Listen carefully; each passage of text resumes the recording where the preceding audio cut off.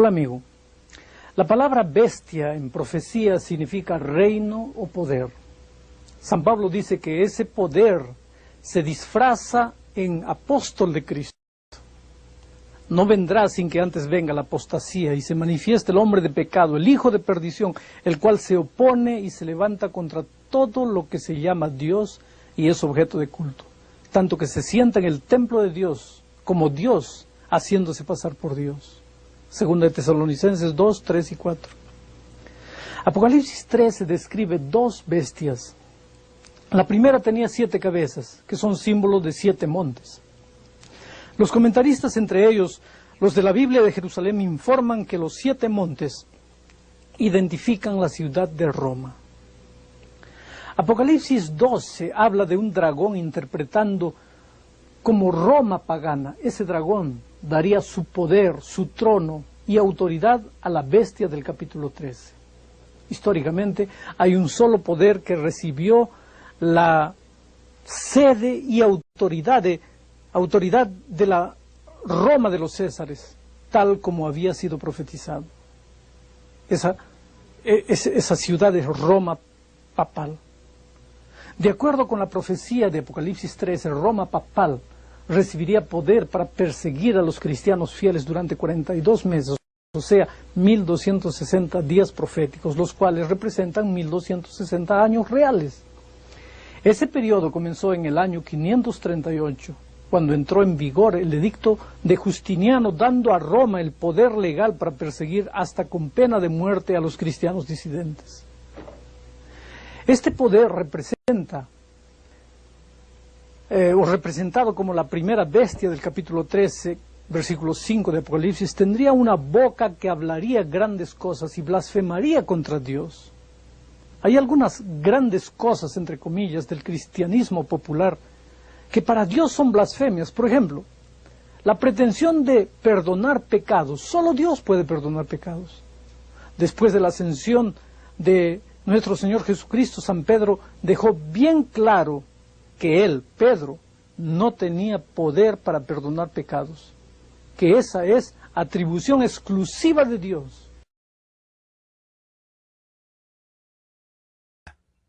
También se le dio boca que hablaba grandes cosas y blasfemias, y se le dio autoridad para actuar 42 meses.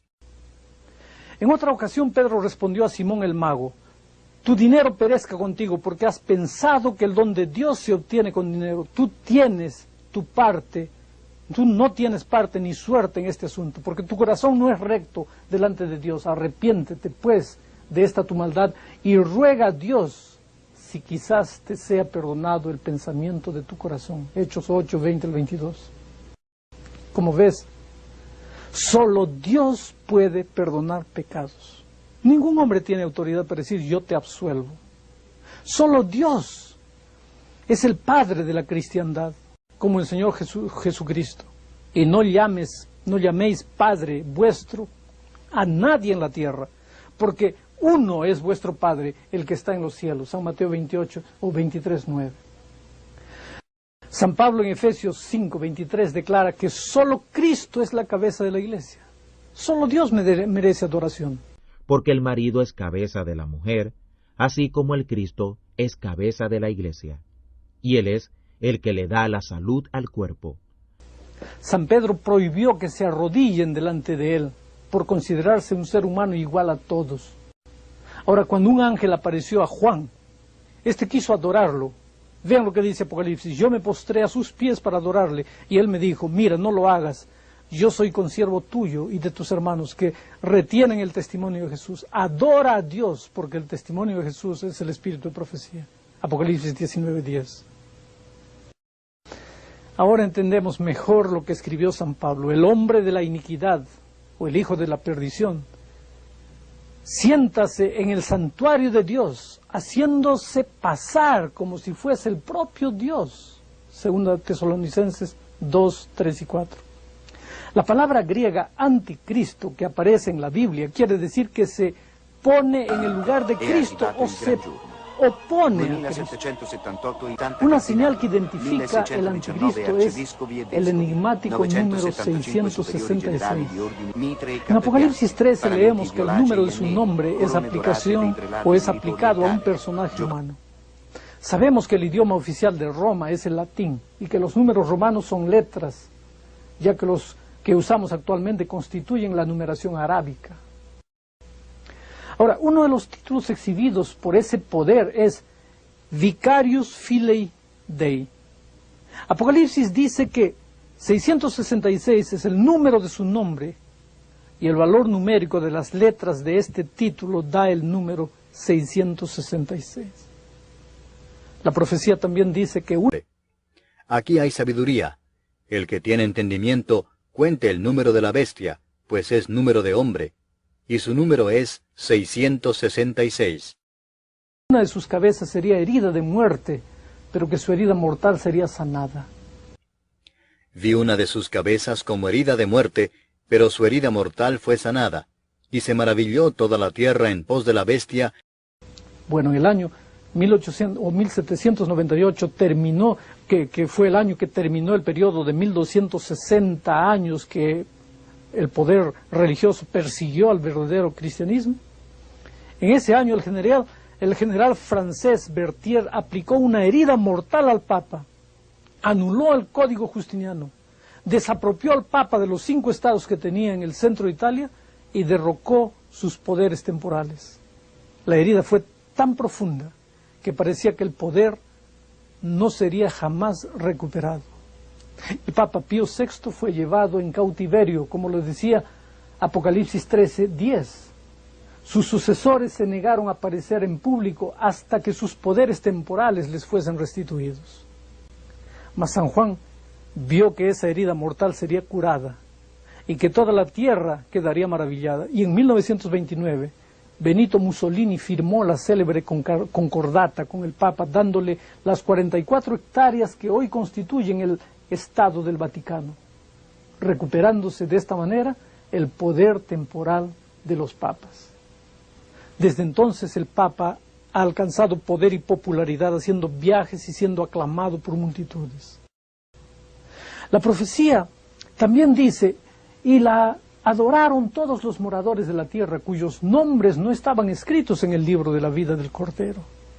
Si alguno adora a la bestia y adora su imagen y recibe la marca en su frente o en su mano, él también beberá del vino de la ira de Dios que ha sido viciado puro en el cálice de su ira. Y será atormentado con fuego y azufre delante de los santos ángeles y del Cordero, y del humo de su tormento sube por los siglos de los siglos, y no tienen reposo de día ni de noche los que adoran a la bestia y a su imagen, ni nadie que reciba la marca de su nombre. Apocalipsis 14, 9 al 11. Es la señal de la bestia y la unión de las iglesias. Apocalipsis 14 presenta el mensaje proclamado por un ángel diciendo que la humanidad será dividida en 2 grandes grupos. De un lado, los que reciben la señal de la bestia, y del otro, los que reciben la señal de Dios, los que guardan los mandamientos de Dios y tienen la fe de Jesús. Es muy importante conocer este tema, porque a medida que nos acercamos del fin tendremos que unirnos a uno o a otro grupo. A todos los sinceros Jesús promete, mas el Consolador, el Espíritu Santo, a quien el Padre enviará en mi nombre, Él os enseñará todas las cosas y os recordará todo lo que yo os he dicho. Cuando venga el Espíritu de verdad, Él os guiará a toda la verdad. Y conoceréis la verdad, y la verdad os hará libres. Así que si el Hijo os libertare, seréis verdaderamente libres. Tantas promesas lindas para aquel sincero que quiere conocer la verdad. Es el deseo de Dios que todos reciban su señal. Ata el testimonio, dice Apocalipsis, sella la ley entre mis discípulos. Eso está en Isaías 8:16. Este es el pacto que haré con ellos después de aquellos días, dice el Señor. Pondré mis leyes en sus corazones y en sus mentes las escribiré. También les di mis días de sábado para que fuesen una señal entre mí y ellos, para que supiesen que yo soy Jehová que los santifico. Y sigue diciendo, santificad mis sábados, y sean por señal entre mí y vosotros, para que sepáis que yo soy vuestro Dios.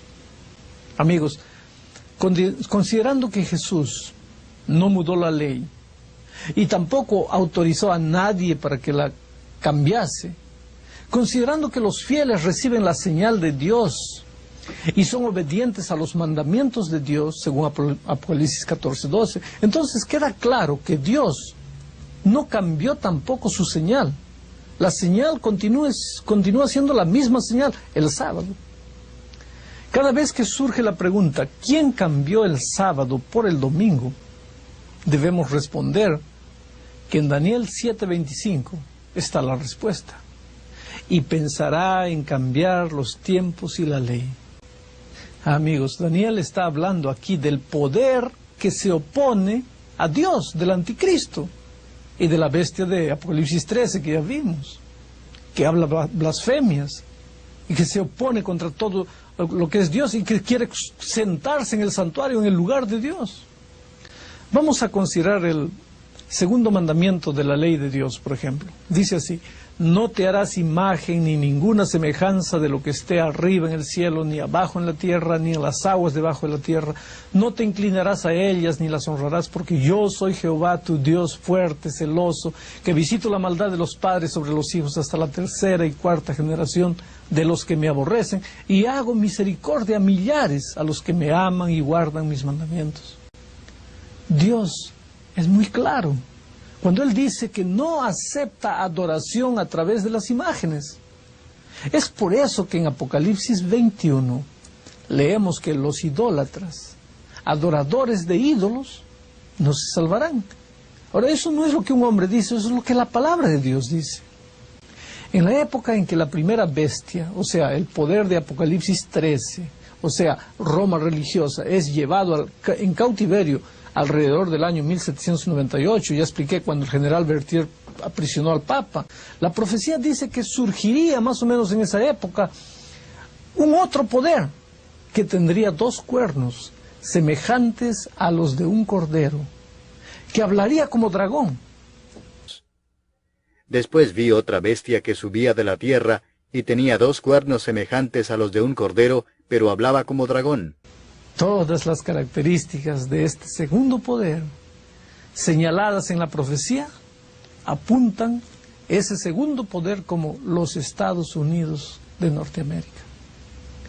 La profecía dice que cuando la tierra se maraville con la bestia cuya herida mortal fue curada, o sea, después del año 1929, cuando Mussolini les devolvió el terreno, habría un movimiento que produciría un tipo de unión de iglesias.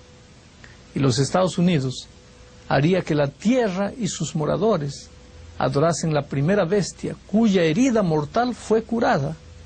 Y ejerce toda la autoridad de la primera bestia en presencia de ella, y hace que la tierra y los moradores de ella adoren a la primera bestia cuya herida mortal fue sanada.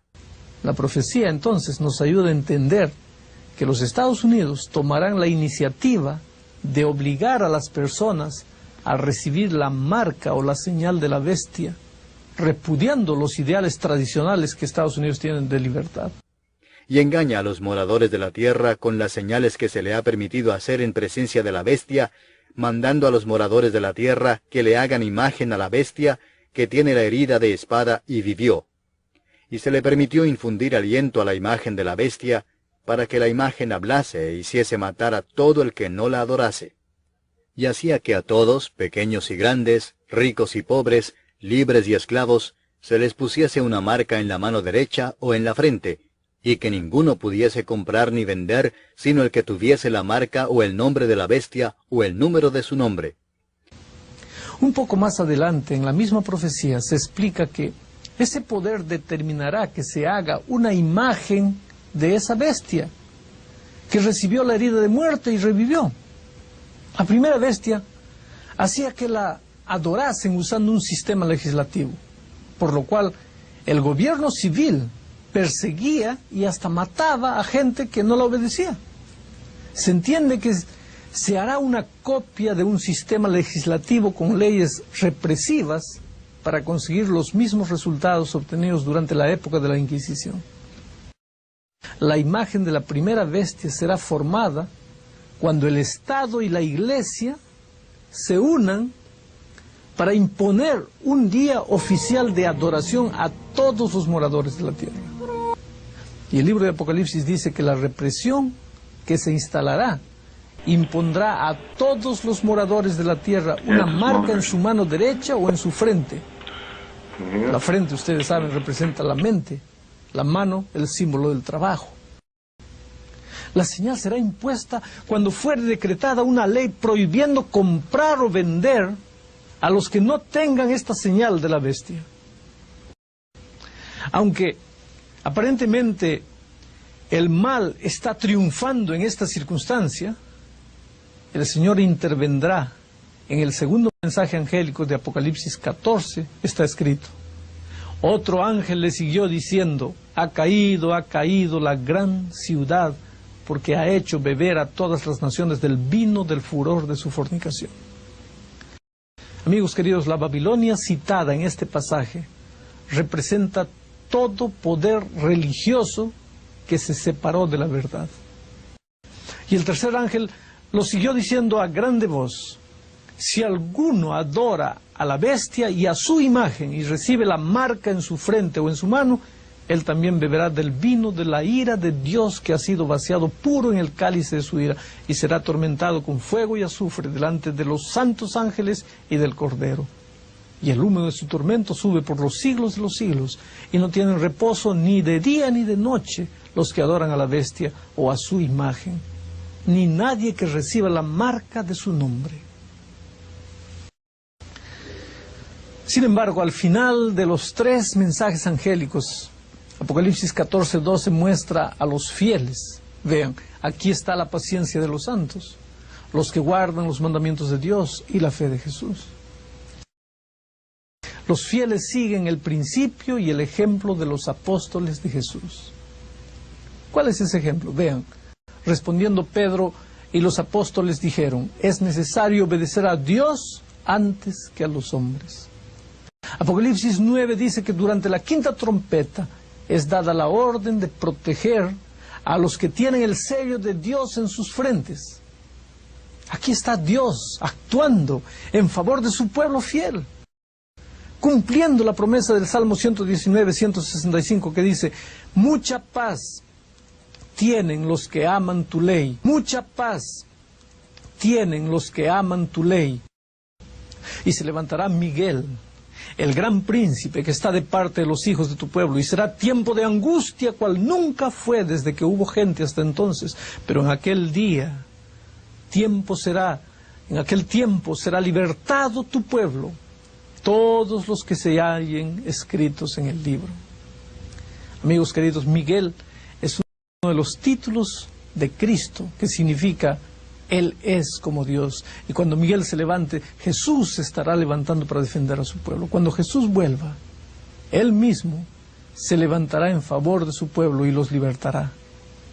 Los fieles exclamarán: este es nuestro Dios, a quien esperamos.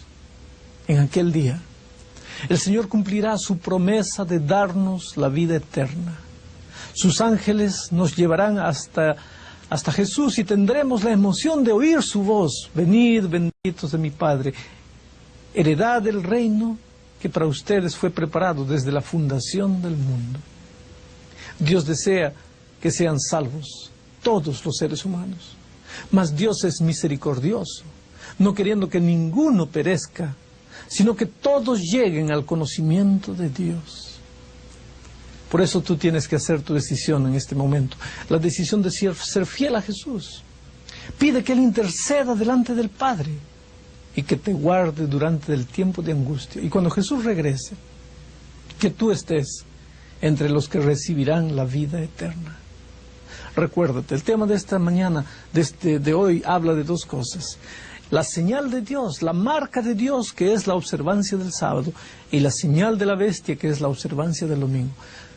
Por increíble que parezca, porque vivimos en un tiempo de libertad, llegará un momento cuando Los gobiernos obligarán a los seres humanos a guardar el domingo, pero es menester obedecer a Dios antes que a los hombres.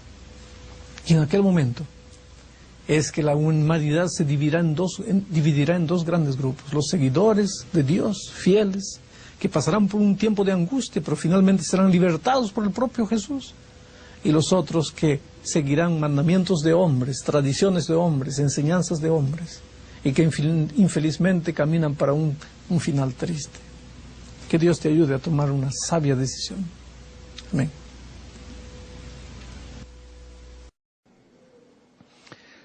Bienvenidos, queridos, a esta reunión. Bienvenidos a los amigos que nos están mirando por el satélite, nos están oyendo a través de la radio. Yo podría decirte solamente con mi palabra, pero hago más que eso. Levanto la palabra de Dios para decirte una cosa. Tú puedes estar en lo peor de lo peor de lo peor, allá hundido en el fondo del pozo. Tú puedes haber pensado que la muerte es la única salida. Tú puedes haber pensado que ya no vale la pena pensar en Jesucristo. Pero la palabra de Dios te dice, hay perdón para ti. No importa dónde fuiste, no importa cuán bajo caíste, no importa lo que hiciste, hay perdón para ti. Cree en el perdón del Señor Jesucristo. Ah, pastor, pero yo no siento que estoy perdonado. No necesitas sentir. Los sentimientos humanos son traicioneros. Después de la entrada del pecado, entonces, los sentimientos humanos no son confiables. Por eso Salomón dice, hay camino que al hombre le parece derecho, pero su fin es la muerte. No creas en tus sentimientos. Jeremías dice, engañoso es el corazón y perverso, ¿quién lo comprenderá? Cree en la palabra de Dios. Cuando Jesús encontró un paralítico, 38 años paralítico, perdido, acabado, sin esperanza, la ciencia no podía hacer nada, la sociedad lo despreciaba, estaba perdido, acabado, estaba como una ovejita con las patas para arriba en el hueco esperando la muerte. Y viene Jesucristo y le dice, levántate, toma tu lecho y anda. Si ese paralítico hubiese dicho, pero no siento nada, se hubiera quedado paralítico el resto de la vida. Pero aunque no sentía, creyó en la palabra redentora de Jesucristo, se levantó y anduvo.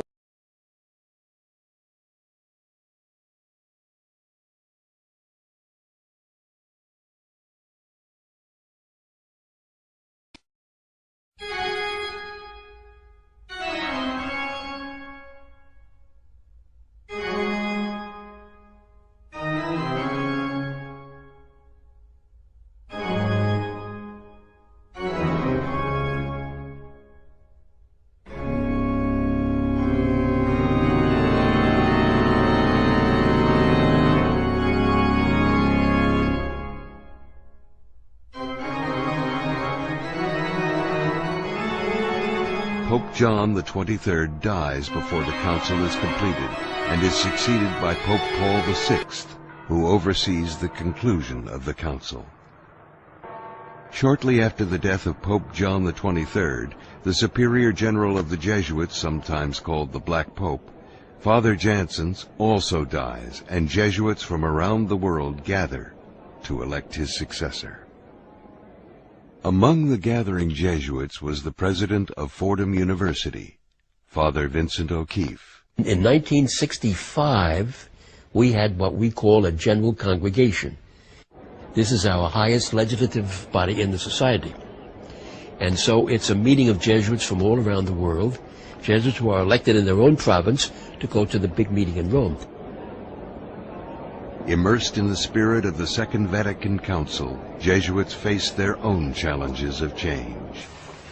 Priorities need to be examined. Commitment to justice rises for special consideration. On the third ballot, the General Congregation elects Pedro to be their Superior General on May 22, 1965, and goes on to pass wide-ranging reforms. Arrupe will be thrust unprepared into leadership that requires him to transform the ranks of nearly 30,000 Jesuits to address a new world order.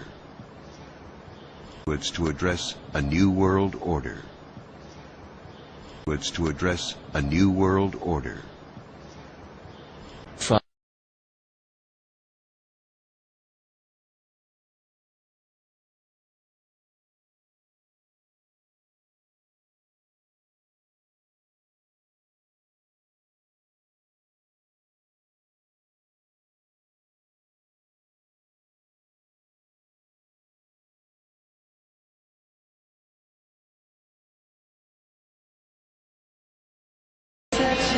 A new world order, a civilization of love can be achieved. May God guide us and bless us as we strive to walk together hand in hand and build together a world of peace. Juan Pablo II, uno de los papas buenos, en alguna manera también deslizó una idea semejante. Vamos con la gráfica, esto no viene de ayer nomás. La Iglesia, abro comillas, ofrece orientaciones para el desarrollo de instituciones políticas, para una economía al servicio del hombre, hasta ahí vamos bien, para un nuevo orden internacional. Me parece que aquí solo hay un alcance de texto, pero obviamente quiero incluirlo solo por el hecho de no dejar nada fuera. Vamos al video. Benedicto, XVI, también por ahí dejó deslizar una idea similar. Vamos, por favor, carepapa. El actual papa. Uomo moderno, adulto, eppure talora debole nel pensiero e nella volontà. Lasciati prenda per mano dal bambino di Betlemme. Non temere, fidati di lui. La forza vivificante della sua luce ti incoraggia ad impegnarti nell'edificazione di un nuovo ordine mondiale fondato su giusti rapporti etici ed economici.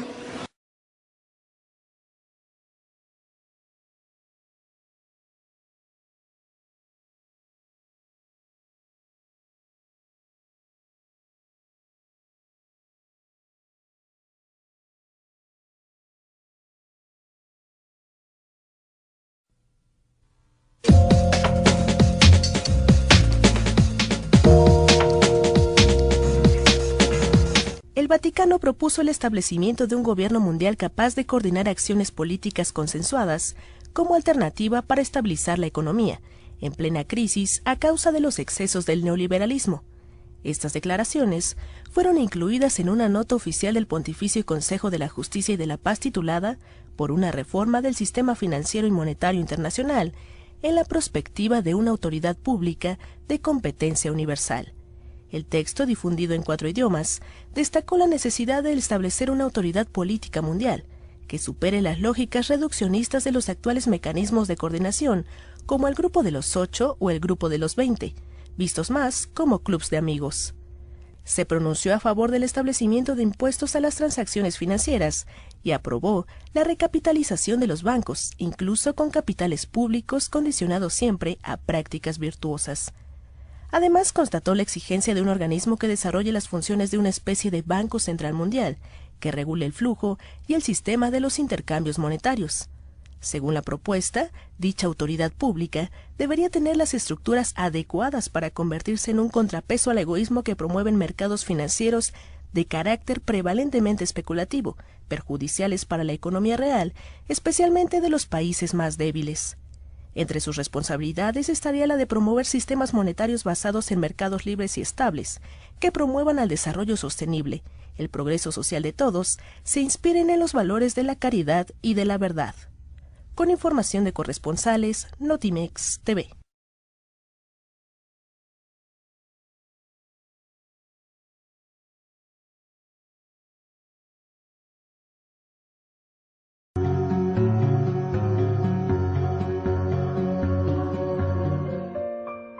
Bienvenidos. Salvar el domingo. En el Parlamento Europeo hay una iniciativa en curso con el fin de proteger el domingo como un día de descanso semanal en la legislación de los Estados miembros y también en la legislación comunitaria de la Unión Europea.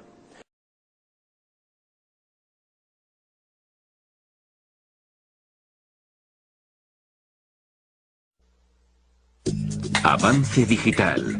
Chip implantado.